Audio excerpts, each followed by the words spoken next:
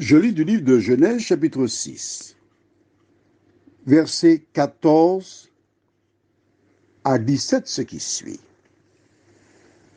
Fais-toi une arche de bois, de gopher.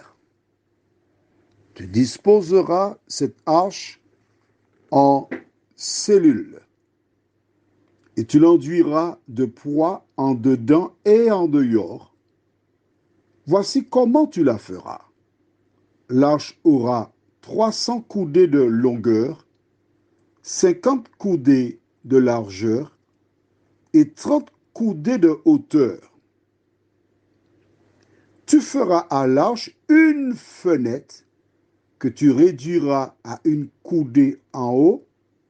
Tu établiras une porte sur le côté de l'arche et tu construiras un étage inférieur, un second et un troisième. Et moi, je vais faire venir le déluge d'eau sur la terre pour détruire toute chair ayant souffle de vie sous le ciel. Tout ce qui est sur la terre périra. Prions. Notre Seigneur, notre Dieu,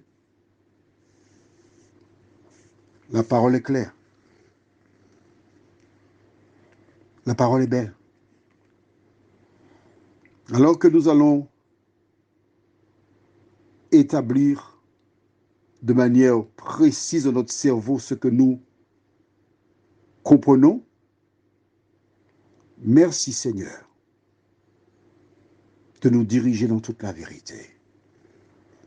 Merci de sceller ta parole dans nos cœurs et dans nos vies, nous t'en prions. Au nom de Jésus pour ta gloire éternelle. Amen. Ces références bibliques nous apportent beaucoup d'informations sur le mode de fonctionnement de Dieu. J'ai rencontré dans ma petite vie beaucoup de personnes qui déclarent « Oui, mais je voudrais que Dieu me parle. Je voudrais entendre la voix de Dieu. » Et quand j'entends des personnes s'exprimer ainsi, intérieurement, je dis « Mais c'est pas possible. » Mais Dieu leur parle. Ils n'entendent pas. Ils ne comprennent même pas.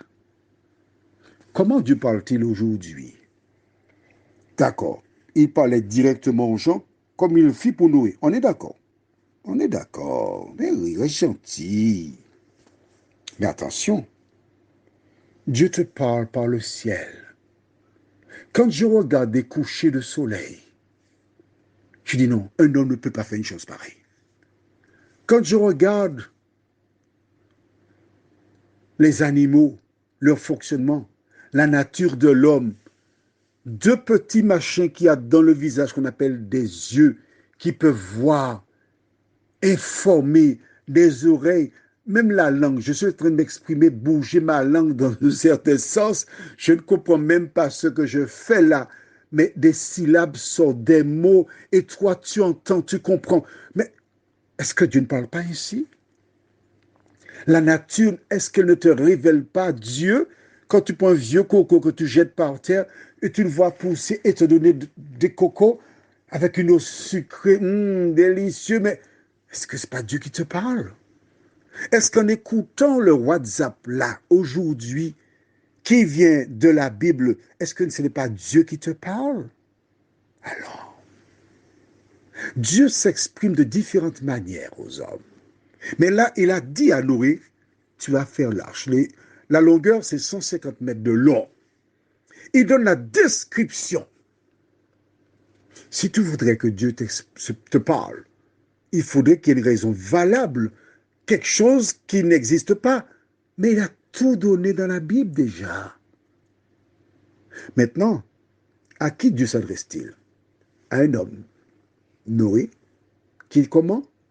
Juste, intègre et qui marche avec Dieu. Si tu remplis ces conditions, Dieu te parlera peut-être s'il a quelque chose de spécial pour toi. Prions. Notre Seigneur et notre Dieu,